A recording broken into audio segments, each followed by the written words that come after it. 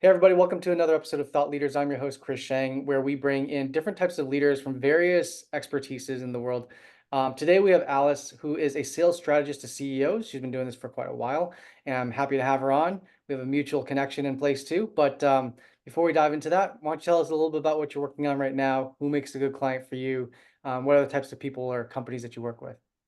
Thanks, Chris. Well, who makes a great client for me is the CEO of a technology company. Could be hardware, software, could be SaaS, software as a service, or some other innovative type of industry. And they're usually between about 20 and 100 million in revenues, Yeah. and they want to get to their next level. A lot of times that's doubling in a fairly short period of time. So they are definitely scaling up. They're not startups, however. Most of my clients are at least 10 years into their business. So they've hit a plateau of some sort, or they just see a lot of growth and they're not quite sure how to get there. And so they get a hold of me and we talk through what the strategy is that they're going to need to get to that next level they want to get to. Maybe that's an exit, maybe that's acquisitions, maybe it's taking on some debt or equity. And once we get that strategy set, then I help them with executing on the tactics. So I work with the CEO and their senior go-to-market team Mhm. to make sure that they are giving their customers the most wonderful experience so that sales will increase and their company has the value that they want it to have. Interesting.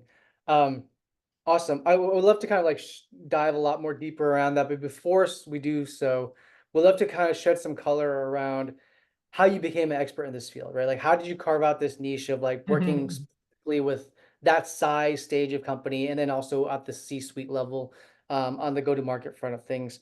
Um, you're talking about, yeah, again, like not startups, not hyper growth, but like companies that are like 10 years plus, right? So, um, talk us a little bit about your background. I saw that you've been an entrepreneur at heart, and seems like you started a lot of ventures in the very beginning, and you gravitated towards sales, particularly, and then did that for a few companies as well as still doing your entrepreneurial thing. What was that? What was that kind of like learning experience like for you before you really kind of felt confident in calling yourself an expert in this field? Yeah. Well, right. It took me 30 years to become an overnight success, right? So here we are. Um, it all looks so easy. Yes, I started my career not in business, not in sales. I started my career as an elementary school teacher, as a special educator, and then as a reading specialist. So I did not come from a sales background.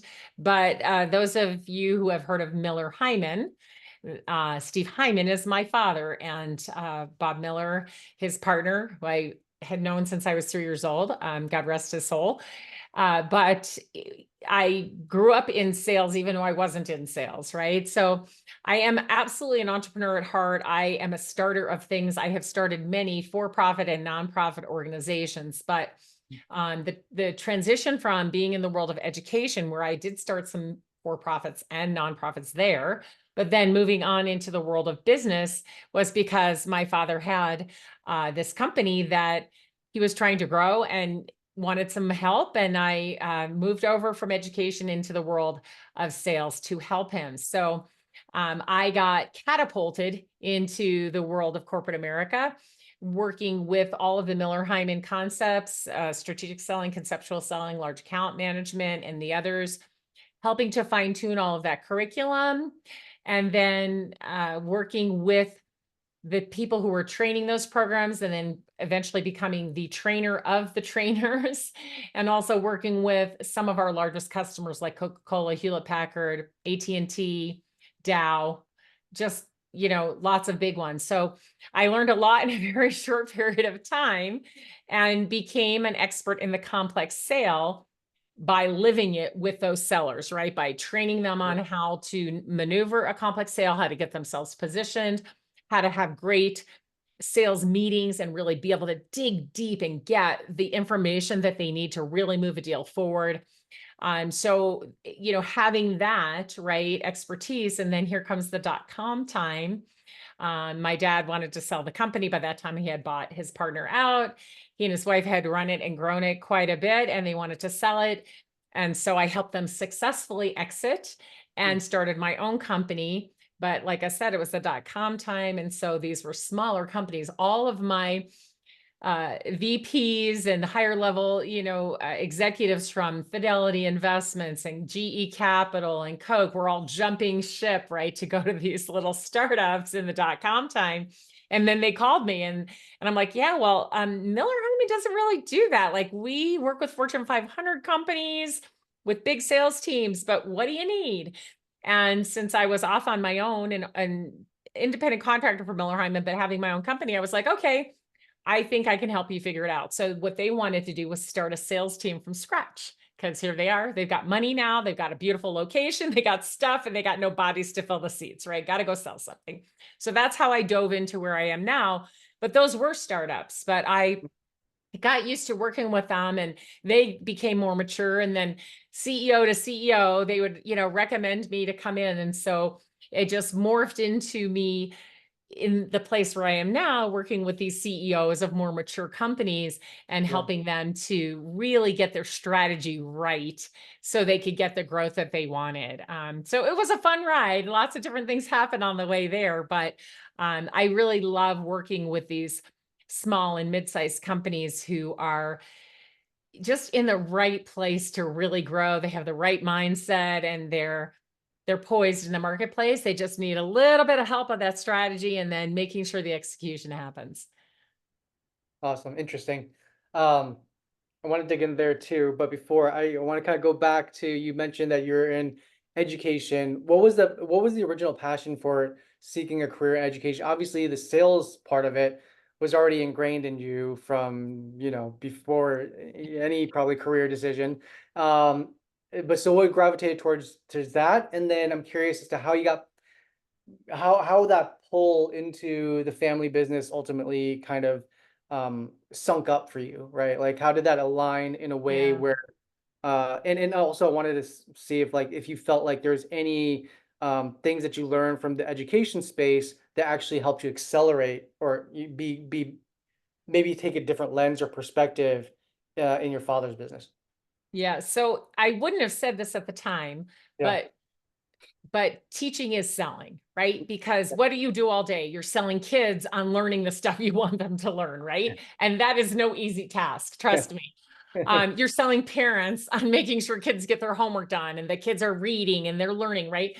And you're selling the others. Like, I was a special ed teacher and then a reading specialist, and I was always selling the other teachers on the programs that I had to offer, right? So I would never have said back then that I was in sales, but of course I was. And really, when you boil it down, for me anyway, selling equals problem solving. That's what I Mm, was doing all day long. I was problem solving, right? These kids needed to learn certain math so they could do certain things and be able to progress in the next grade. They needed to be able to learn to read so that they could read and learn the things they needed to and progress to the next grade, right? So I'm problem solving. Kids are not learning well enough.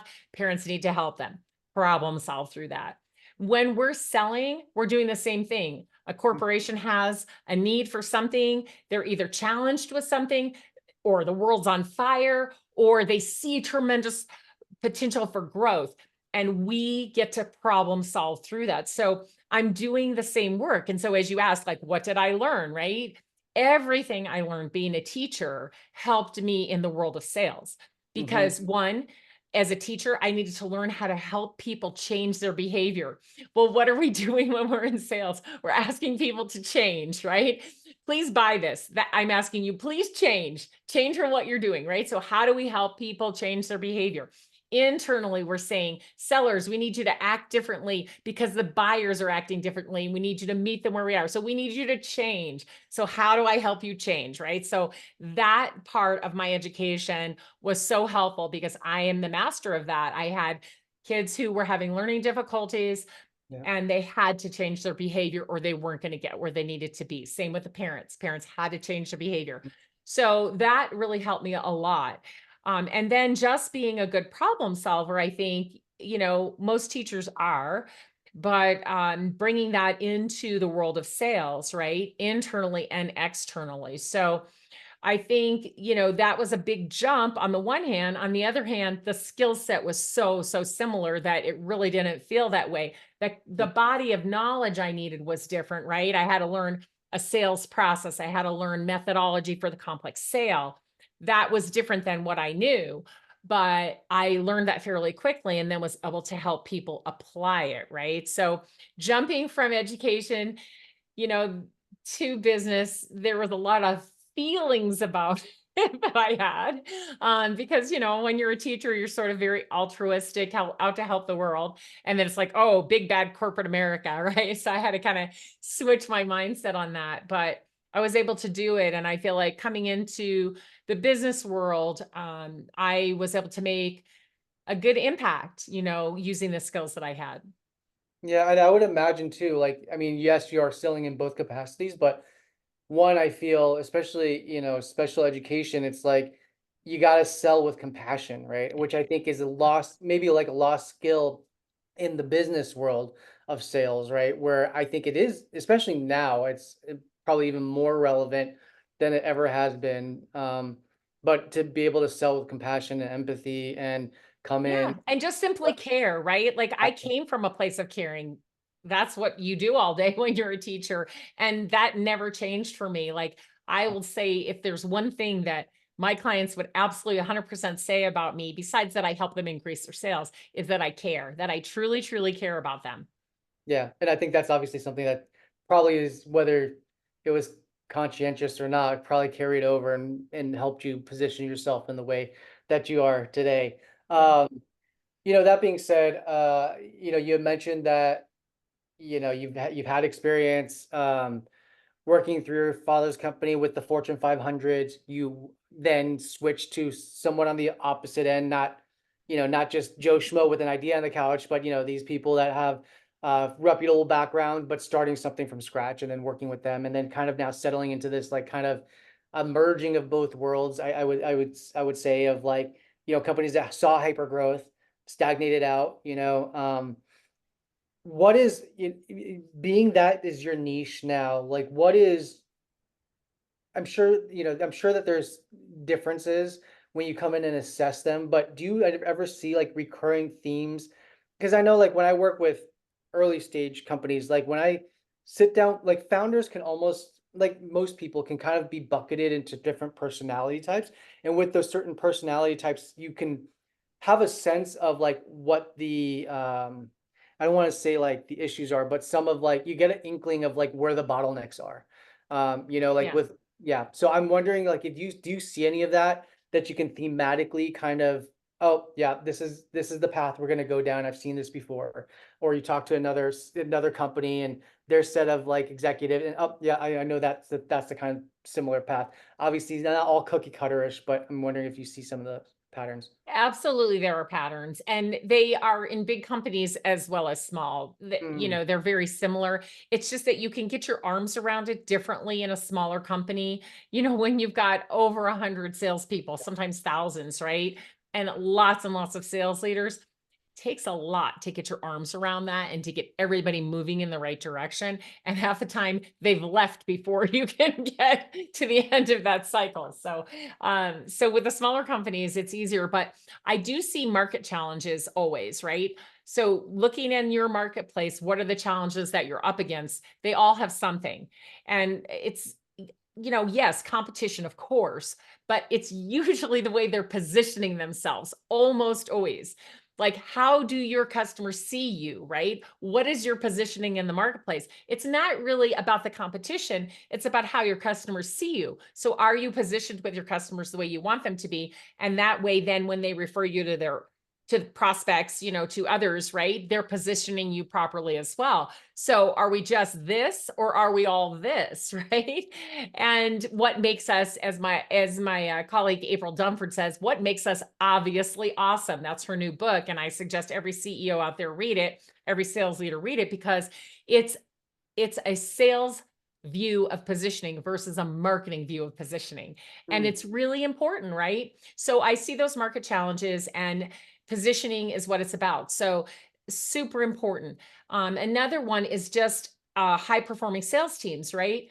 In every case, I rarely ever walk into an organization where like every seller is performing at their peak. It's just like, I wish I did, but I don't. Like, there's always a percent of the sellers who are not operating at their peak and a percent of the sales leaders who are not operating at their peak across the board. So there's always those people issues, right? So we have a strategy that we want to execute to get where we want. We've got a clear vision. Everybody's going that direction, but now can the people take us there, right? Mhm. So that's always an issue. Um, we know our vision, we get our positioning right in the marketplace. Now what, right? So we have to always take a look at the people. Do they have the skill and do they have the will?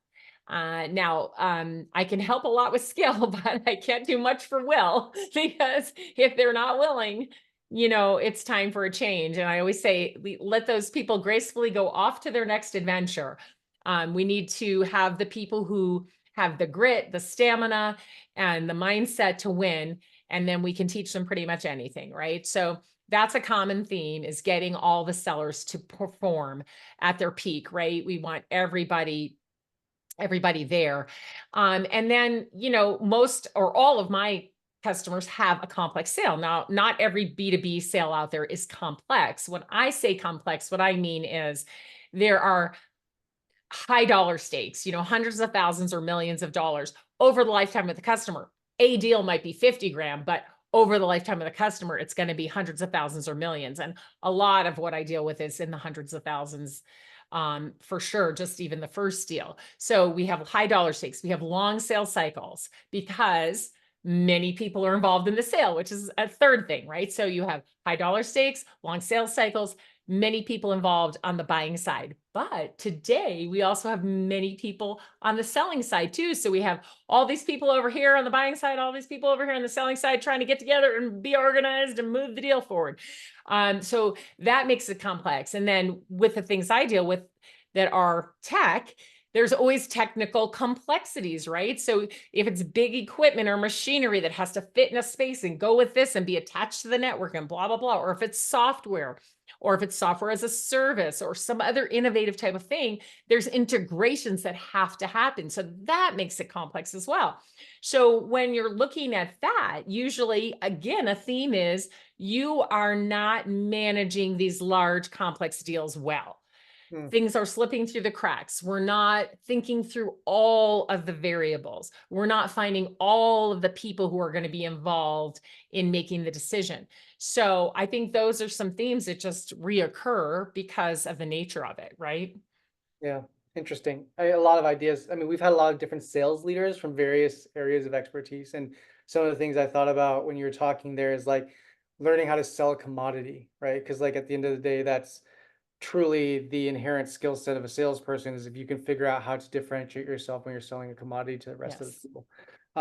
I think also just, when you touched on a lot of great points. I think, my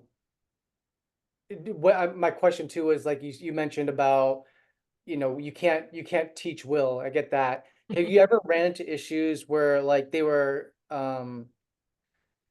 not wrongly, but like maybe like incorrectly like motivated or incentivized, meaning like a comp structure may have been off, and like that's something where you have to evaluate because like you're not finding the right carrots to put in front of the right people? That almost always comes into play when I take a look at what you're paying people to do versus what you want them to do. Yeah, I interesting. mean, Uh, it's kind of funny, but senior teams sit around coming up with these elaborate schemes to motivate sellers. And I'm like, wait a minute, be careful what you wish for, right? But I do think part of that starts with vision, right? So, what is the vision for the company? The leader of the company, what is the vision? Where are we going? We're all on this bus, plane, train, going somewhere together. Where is that, right? Where are we going? What does the future hold? Once we get that right, then who are we serving with this vision? and mhm. and how are they going to get the results? And then if we understand that really clearly and everybody is on the same page with that, and I like to say, like Simon Sinek always says, they believe what we believe, right? Internally they believe what we believe, externally they believe what we believe, so we can all go the same direction.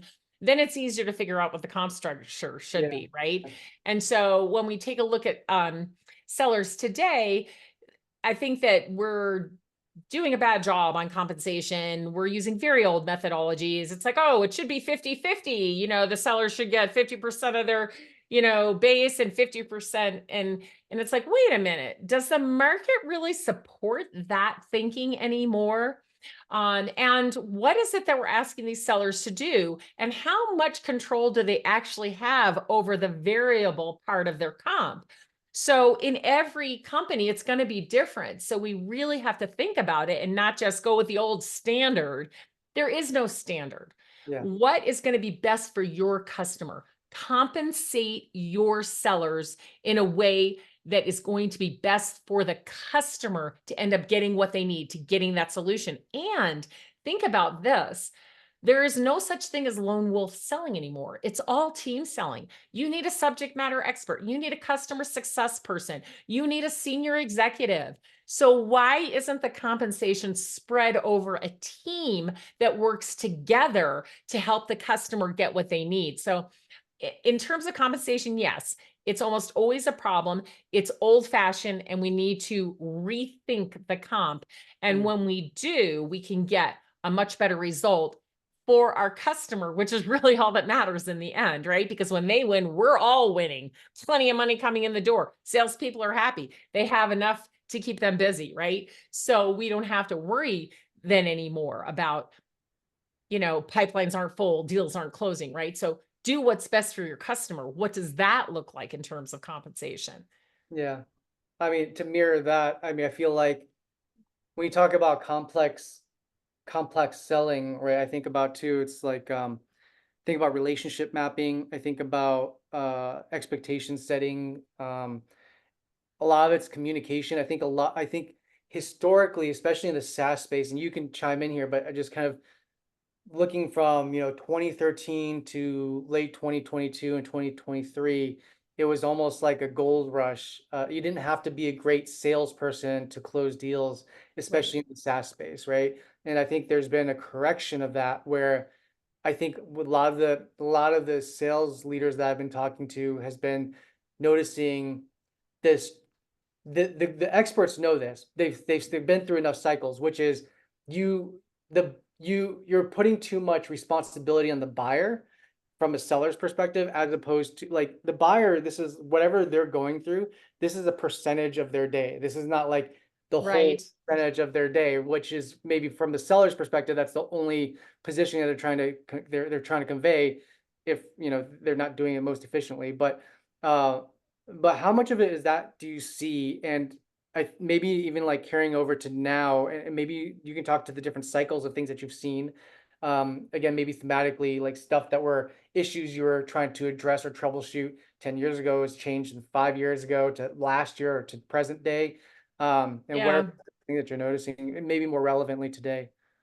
I think that the more transactional sales, which are really based on making enough calls to people who need to buy things. So let's say things that need to be replenished in your Yeah, office, or if medical supplies, they need to be replenished. You're going to have to replenish them. You're going to buy that stuff from someone. If I'm the person that's calling you to get your order, right? That's not real complex, right? And that can be compensated differently, and it's just much more transactional, right? I just have to call you on the period that I know is the period that you order, and make sure that I get that order from you, and knowing that others may call you to get the same order, right? Little bit different than these more complex things. And as you mentioned with SaaS, right? Things have changed. Yes. It was flying off the shelves. It's not flying off the shelves anymore. In fact, it's the exact opposite. You sold me 5,000 seats. I only need 3,000, 2,000 gone. You know, I mean, yeah, Salesforce is making huge corrections, right? I mean, we've got other companies who have already made those corrections and are laying people off. We do need to rethink, but once again, back to the customer, right? So 3, 5 years ago, hey, it's gone. That's not working anymore. The world isn't working that way. Forget about it. It's today and forward. Be looking to the future. What's happening next? So, what does your customer need? And how are you going to best get it to them? Right.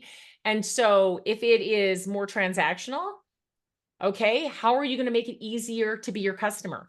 Can they get on the website and get what they need, or do they have to wait for a seller to call them? Or do they have to call in and wait for somebody to call them back, or send an email and wait? I mean, I think what's crazy today is how much waiting we make our customers do. Fill out a form if you want a demo. What? I mean, are you kidding me? When you could, there's so much demo software out there. You can even make a customized demo that they can, answer a Yeah. few questions and get a customized demo that second. Why are you making them fill out a form and wait to get a demo? Crazy, right? And there's so much more information we could give them, but we're preventing them from buying from us because they have to fill out a form and wait. Mm, No one wants to wait anymore. So those days are gone. If you want to be ahead in your marketplace, to have an unfair advantage against your competitors, think about the way your customers want to buy today.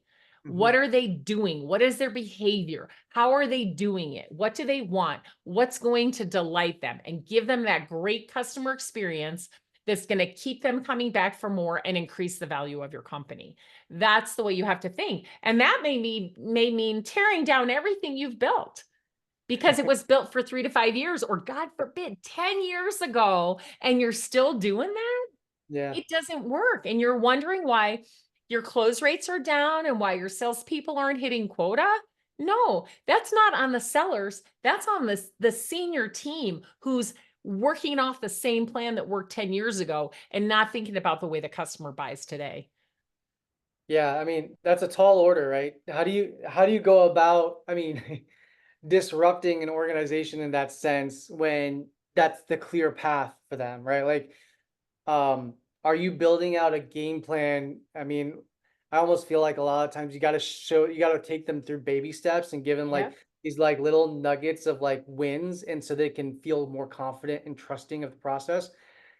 In the grand scheme of things, then you're gonna have to accelerate, accelerate, accelerate. But how much of that do you have to go through where, it's almost like psychological games to kind of get the buy-in versus like being able to just make the move that you need to do to kind of get to that end goal? Yeah, so that's the first piece, right? You got to get the mindset shift right. Yeah. So here's where That's we the are. part that comes in, I feel like. Here's where we need to be. Let's all agree with that, right? And all get our minds shifted. Yeah. Now we all see that the old way doesn't work, but we can't change everything overnight. Yeah. So we got to move in a direction, right? And so the first thing you think about is, how do we make it easier for our customers to buy? Mhm. And then we start there. All right. It Yeah. would be easier if they didn't have to wait for a demo. It would be easier if they could get this bit of information before they talk to a seller. It would be easier if a customer success person was on the first call, because we begin with the end in mind, right? Mm. Because if we don't, especially with SaaS or software or anything where it's user adoption dependent, Yes. if we don't start with that in mind, we all know what's happening to everything that's user adoption dependent. It's tanking because the users aren't adopting it. Yeah. And so we have to rethink, just start with what would make it easier to be our customer. That makes sense. That makes sense.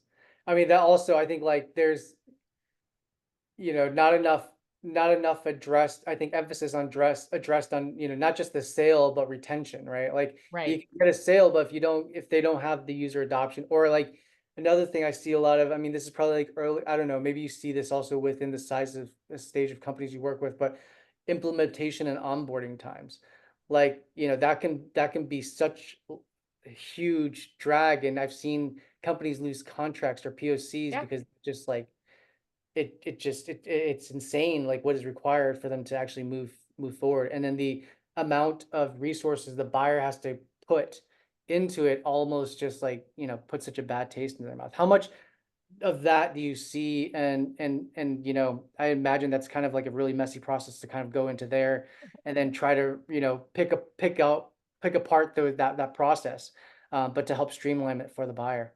Right. So we That can't is about retain them, making it. right? If we don't onboard them properly, we're Yeah. never going to Yeah. retain them, right? And we onboard them and they don't use it, Yeah. right? So this is why customer success is so important today, and Mhm. call it what you want. You want to have an account manager, you want to have a customer success manager. I doesn't matter. I'm agnostic to that, but somebody has to take care of the customer. And it can't be the AE, the account executive who's out landing new business. They don't have the time and they won't be able to continue the new business, bringing it in. But when we don't onboard properly, right, it's just going to create a big headache for us. So that's another place to ask, what would make it easier for the customer once they've purchased from us?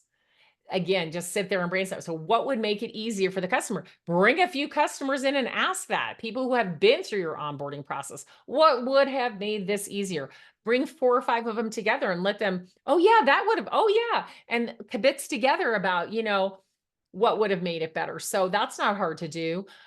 So think about on the onboarding piece, what would make it easier to be our customer during onboarding? Hmm. And then what will make it easier for them to become successful users of whatever we've sold them?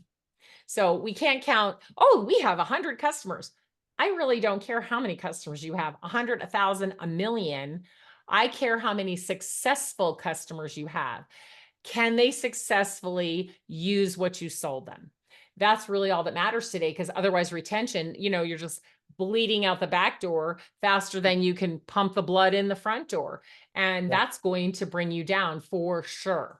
Hmm. So I think thinking about how we do that, asking our customers how the actual experience was for them and tidying that up. In fact, it might be the first thing you do in trying to change your process is worry about your onboarding and your retention and renewals, right? Because why? Onboarding, retention, renewals, what comes next is they start singing your praises and telling other people about you, and it becomes easier to get new business. Yeah. So sometimes that's the first part you want to look at. Yeah. Awesome. Good stuff. I know we're up on time here, but I feel like, one of the recurring themes that you just kept on talking about is, what makes it easier for the customer. And I think like that's something that goes missed a lot from the sellers, because a lot of them have traditionally thought a little bit more selfishly about what's in it for them versus what's in it for the customer. Um, One last question here is, as um, I mean, I feel like you've spoken a lot to maybe just your style of selling, but also I think like how the market is kind of like changing now and evolving into that more like account-based marketing, bringing in full teams from both sides, and getting the expectations set, more of that compassion selling.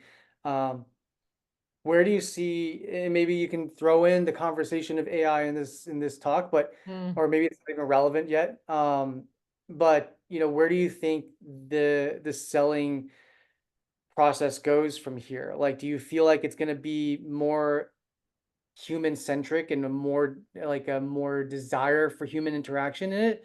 Or do you feel like some of it can be serviced through, AI or machine learning? Like how much of it it can be done that way? I almost feel like too, it's like you see these things happen where like it gets like mass market adoption, and then once it hits mass market adoption, then people want the opposite again, and it's like it seems like that's like the cycles. Like 5 to 10 years we're going to see, yeah, 5 next 5 years we'll see like everybody using AI, and then everybody's going to be like, well, where's the people now?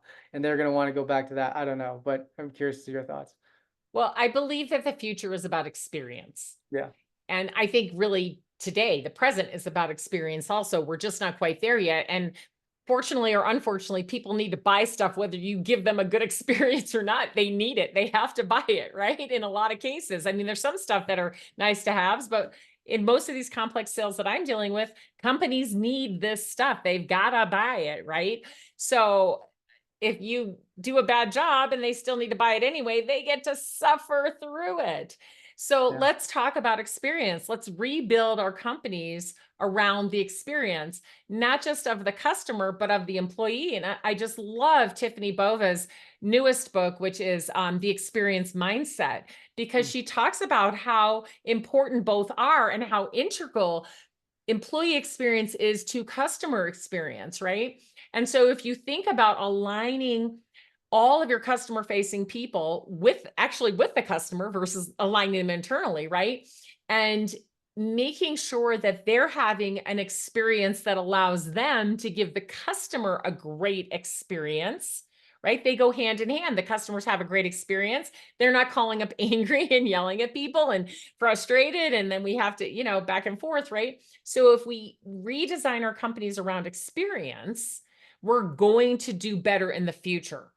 And instead of worrying about so much volume and so much quantity, we worry about the quality. People will pay more. So I don't need as many customers when I have the right customers who pay more, who stay with me, who continue to do business, continue to buy more, and continue to tell others how great we are and to come aboard, right? So I have to change my mindset on that too. Do I need this tremendous volume that I Mhm. used to have? Or can I fill up that space with this quality of customer that will buy more because they value, right, what we're selling, and they understand how they're going to get results, and that just changes the whole way that we do business. So I think a lot of companies are going to have to adjust, and maybe it's right sizing or whatever you want to call it, but maybe they're just not going to put up the tremendous growth numbers anymore, but they're going to have good solid growth with customers who stay and not so much churn, right? So redesign around experience and think to the future of what that looks like. Now, where does AI fit into that? Well, it fits in a lot of places, because if I need to give you a better experience, if I'm the employer, how do I use AI to give my employees a better experience? And Mhm. how do my employees use AI to give my customers a better experience? Well, there is no end to the ways that AI can be used to improve experience. But as the leaders of companies, we have to be smart. We have to plan. We can't just let AI haphazardly happen in our company. We have to have a strategy for how AI is going to be used in our company. We have to have people who own that and continue to grow that and change with the changing times. Not just, oh, we're going to implement this one or two tools that use AI and leave it at that. It's going to be ongoing, again, thinking about the future and how can we impact experience using AI. Absolutely. On that note, I want to say thank you so much for taking the time and sharing your wisdom and your decades plus of expertise. It was super interesting and great conversation. Thank you. Thank you.